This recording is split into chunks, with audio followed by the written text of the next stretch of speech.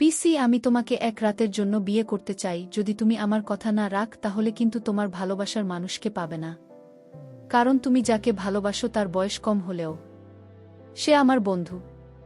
আমি যা বলি সে তাই করবে। ইসি আমায় বল, আমি তোমার পিসি আর তুমি আমার কাছে এটা কি চাইলে? তোমার লজ্জা করল না? ভাইপো বল, পিসি, এসব বিষয়ে লজ্জা পেতে নেই। তার এরকম কথা শুনে আমি দিশেহারা হয়ে গেলাম। আমি ভাইপোকে বলেছিলাম তোমাকে আমি এখনো শিশু ভাবি।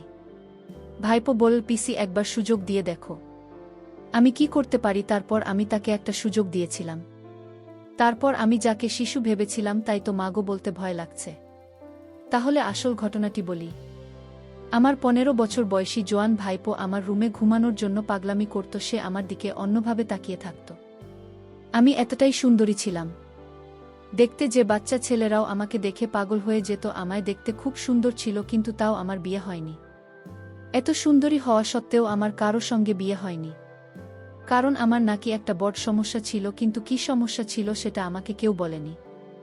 আমি নাকি দোষী, আর এই কারণেই আমার এখন পর্যন্ত বিয়ে হয়নি। এদিকে আমার বৌদি দিনরাত আমাকে কোটা দিয়ে বলতো যে আর কতদিন আমাদের ঘাড়ে চেপে বসে থাকবে, নিজে থেকে কোনো ছেলেকে পছন্দ করে বিয়ে করে নিতে পারো। তুমি তো বাইরের জব করো, সেখানে কি কোনো ছেলে নেই যে তোমার সৌন্দর্য দেখে তোমাকে পছন্দ করবে? আর তোমার এই সুন্দর চেহারা কি কাজের জন্য না? তোমাকে কোনো ছেলে বিয়ে করতে রাজি নয়। বৌদি আমাকে অনেক কড়া কথা বলতো, কিন্তু আমি বৌদির কোনো কথায় রাগ করতাম না। কারণ মা মারা যাওয়ার পরে আমি দাদা ও বৌদির কাছে থেকেছি। তাই বৌদি কিছু বললে আমি সেটা চুপচাপ সহ্য করে থাকতাম। আগে আমার খুব কষ্ট হতো এটা ভেবে যে আমার কেন এত দোষ আছে, কেন আমাকে কোনো ছেলে শুধু আমার সৌন্দর্য দেখে পছন্দ করে না। কিন্তু এখন আর সেগুলো কোনো কিছুই আমার যায় আসে না। আগে আমি অনেক পূজা পাঠ করতাম এটা ভেবে যে একদিন না একদিন আমার বিয়ে হবে। কিন্তু এখন আমি আর এটা ভেবে আফসোস করি না যে আমার কোনোদিন বিয়ে হবে না। কারণ আমার বয়সের ছেলে পাওয়া খুব ভাগ্যের ব্যাপার। কারণ বেশিরভাগ মেয়েদের তো সাধারণত 18 থেকে 20 বছরের মধ্যে বিয়ে হয়ে যায়। আর আমার মতো 35 বছর বয়সী মেয়ের জন্য পাত্র খুঁজে পাওয়া খুব মুশকিল। একদিন রাত্রে বেলায় আমি নিজের কাজে ব্যস্ত ছিলাম। ওই সময় আমার ভাইপো ঘরে এসে বলল, আমাকে দেখে নাকি মনে হয় না যে আমার বয়স 35 বছর, আমাকে 19 বছরের মেয়েদের মতোই দেখায়। আমি তখন ভাইপোকে বলেছিলাম, আমি তোমার পিসি, তাই তোমার আমাকে এই ধরনের কথা বলার একদম উচিত নয়। যাও নিজের ঘরে গিয়ে শুয়ে পড়, অনেক রাত হয়েছে। আমার ভাইপো তখন রুম থেকে যাওয়ার আগে বলল, পিসি, এই কথাটা আমি বলছি না। আজ সকালে আমার যে বন্ধুরা এসেছিল সে তোমার ব্যাপারে এরকম বলেছে, তাই আমি তোমাকে তার কথাটাই বলতে এসেছিলাম। আমি তখন আমার ভাইপোকে জিজ্ঞেস করলাম, তোমার বন্ধুর নাম কি? সে তখন বলল, তার বন্ধুর নাম নাকি অন্তর। পরের দিন সকালবেলায় আমার অফিসের ডিউটি ছিল না, তাই আমি নিজের কাপড় চোপড় বাড়ির পিছন দিকের উঠোনে শুকোতে দিচ্ছিলাম। ওই সময় দেখলাম আমার ভাইপোর বন্ধু অন্ত আমার কাছে এসে বলছি, ম্যাডাম কেমন আছেন?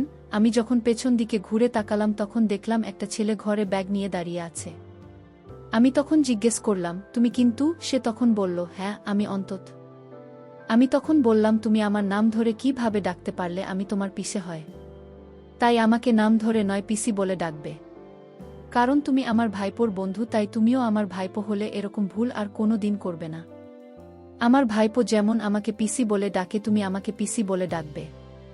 আর তুমি এখানে কি করছো? আমার ভাইপো তো স্কুলের জন্য অনেক আগেই বেরিয়ে গেছে। অন্তত বল, পিসি, আপনার একা একা রোদে কাজ করতে দেরি হচ্ছে, আমি আপনাকে সাহায্য করি।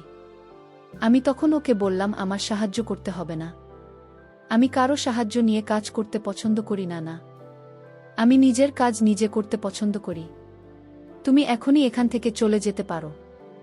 আর তারপর সেদিন রাত্রে বেলায় আমি যখন খাওয়া দাওয়া করে নিজের ঘরে শুয়েছিলাম, তখন মনে হলো আমার পাশে যেন কেউ বসে আছে।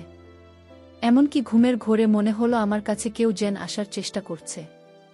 আমি চিৎকার করে উঠলাম, কারণ আমার পাশে একটা ছেলে বসেছিল এবং তার মুখটা কালো কাপড় দিয়ে ঢাকা ছিল। আমি যখন চিৎকার করে উঠলাম তখন সে দৌড়ে ঘরের ভেতর দিয়ে পালাতে শুরু করল। ওই সময় আমার ভাইপো বারান্দার ঘরে ছিল। আমার ভাইপো ওই চোরটাকে দেখে ভয়ে চিৎকার করতে শুরু করেছিল।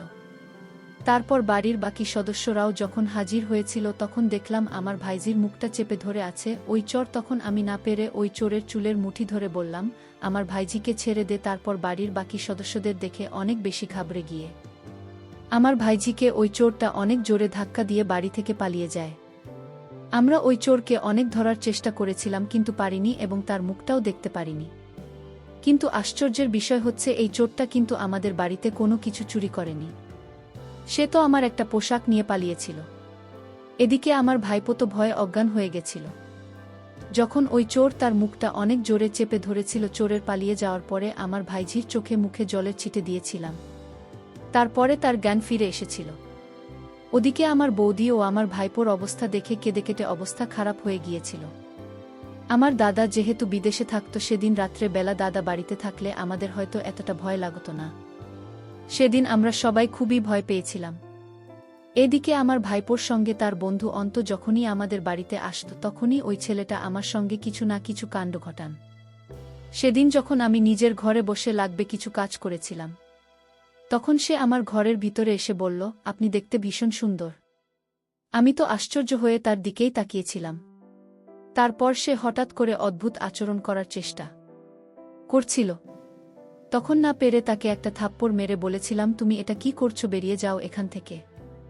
সে দিনের পর থেকে আমার ভাইপোর বন্ধু অন্ত বেশ কিছুদিন পর্যন্ত আমাদের বাড়িতে আসেনি।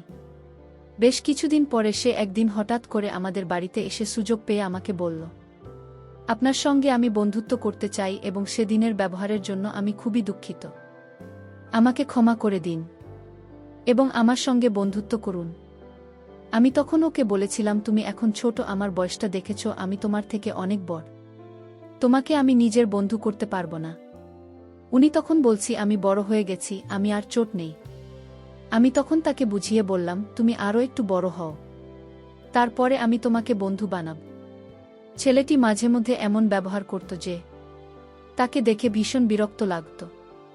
একদিন বৌদি আমার ভাইপোকে বলল, তুই অন্তর সঙ্গে একদম চলাফেরা করবি না, ওই ছেলেটাকে আমার মোটেই ভাল লাগে না, সঙ্গ দোষে তুইও খারাপ হয়ে যাবে, তাই ওই ছেলেটাকে আর আমাদের বাড়িতে নিয়ে আসবি না। আমার ভাইপো কিন্তু খুব ভদ্র এবং সহজ সরল ছিল, কিন্তু তার বন্ধু মোটেই সহজ সরল ছিল না।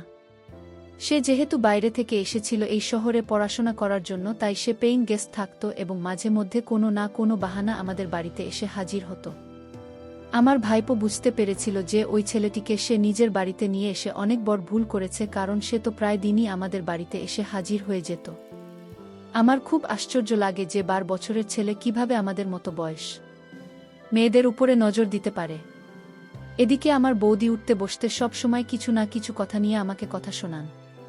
এমনকি আমি অফিসের কাজে এতটাই ব্যস্ত থাকতাম যে সব সময় বৌদির কাজে সাহায্য করতে পারতাম না। তাই বৌদি সেটা নিয়েও আমাকে কথা শোনাতো আর বলতো, আমি তো বাড়ির কাজের মাসি আর তুমি বাড়ির মহারানী, তুমি শুধু বসে বসে খাবে আর আমাকে সমস্ত কাজ করে নিজের শরীরটাকে ক্ষয় করতে হবে। তুমি তো একটু আমার কাজে সাহায্য করে দিতে পারো, অফিস থেকে এসে বাসনগুলো একটু মেজে ঘষে দিতে পারো। আমি যথেষ্ট সাহায্য করতাম আমার বৌদির কাজকর্মে, কিন্তু বৌদি চাইতো আমি যাতে সংসারের সব কাজ নিজের ঘাড়ে নিয়ে, সেটাও করতে আমার কোনো আপত্তি ছিল না, কিন্তু অফিসের কাজের জন্য সংসারের কাজকর্মের সময় দিতে পারতাম না। অথচ আমি যা টাকা পেতাম আমার ভাইপোর উপরে খরচ করে দিতাম, তাদের পকেট মানে আমি দিতাম, বাইরে ঘুরতে যাওয়া, জামাকাপড় কেনাকাটা, এসব কিছু টাকা আমি দিতাম। একদিন অন্তত আমাদের বাড়িতে যখন এসেছিল তখন আমরা সবাই তাকে দেখে অনেক এসেছিলাম, কারণ সে এমনভাবে সেজেগুজে এসেছিল তাকে জোকারের মতো দেখাচ্ছিল। আসলে আমার সামনে নিজেকে বর দেখানোর জন্য বর্ণের জামাকাপড় পরে এসেছিল। আমি যেদিন তাকে বলেছিলাম যে তুমি এখন ছোট, তুমি বর হও, তারপরে আমি তোমার সঙ্গে বন্ধুত্ব করব, সে দিনের পর থেকে ওই ছেলেটি আমার সামনে নিজেকে বর প্রমাণিত করার জন্য উদ্ভুত কাণ্ড করত। সেদিন তার সাজ পোশাক দেখে আমরা খুব হেসেছিলাম। সেদিন অন্তত লজ্জা পেয়ে আমাদের বাড়িতে চুপচাপ চলে গিয়েছিল। এমনকি সে নিজের পার্সোনাল ডায়েরি এটাও ভুলে আমাদের বাড়িতে রেখে দিয়ে চলে গেছিল। তার চলে যাওয়ার পরে আমি তার ডায়েরিটাকে উঠে দেখেছিলাম, ভেবেছিলাম অফিস যাওয়ার পথে তাকে দিয়ে দেব, আমি যখন বুঝতে পেরেছিলাম ওই ছেলেটি আমার সামনে নিজেকে বড় প্রমাণিত করার চেষ্টা করছে, তাই সেদিন তাকে ডাইনি দেওয়ার নাম করে তার ঘরে গিয়ে তাকে অনেক বোঝানোর চেষ্টা করেছিলাম তাকে আমার সামনে বড় দেখানোর কোনো প্রয়োজন নেই। তার যদি কখনো আমার সঙ্গে মন খুলে কথা বলার ইচ্ছে করে তাহলে সে আমাকে নিজের মনের কথা বলতে পারবে।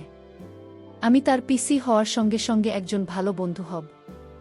ওই কথা শুনে উনি খুব খুশি হয়েছিল এবং সে বলেছিল, পিসি তুমি খুব সুন্দর করে আমাকে বুঝিয়ে বললে, তোমার কথা শুনে আমার মনটা খুব হালকা হয়েছে পিসি। তুমি যদি আমার কথায় কিছু খারাপ মনে না কর তাহলে আমি কি তোমার সঙ্গে একটা ছবি নিতে পারি? ভেবেছিলাম একটা সেলফি নিয়ে ছেলেটা যদি খুশি থাকে তাহলে তাকে একটা ছবি তুলতে দিই। আমি তো স্বপ্নেও ভাবতে পারিনি যে ছেলেটির মনে আমার প্রতি এত নোংরা চিন্তাভাবনা ছিল এবং সে যখন আমাদের বাড়িতে আসতো তখন আমার দিকে ঘুরে ঘুরে তাকাত। এমনকি বাড়িতে তো আমার ভাইপো থাকত এবং সে ওজন হয়ে উঠেছিল, কিন্তু অন্তত আমার ভাইজির দিকে তাকাত না, ওর নজর তো আমার দিকেই থাকত। ডায়েরিটা দিয়ে আমি যখন বাড়ি ফিরে এসেছিলাম তখন বৌদি আমাকে বলেছিল, তোমার তো আজকে অফিস ছুটি আছে, তাহলে তুমি বাইরে কোথায় গিয়েছিলে? বাড়িতে থেকে তো আমার কাজ একটু সাহায্য করে দিতে পারো। আমি তখন মাথা নিচু করে চুপচাপ নিজের ঘরে চলে এসেছিলাম। আমি আর বৌদিকে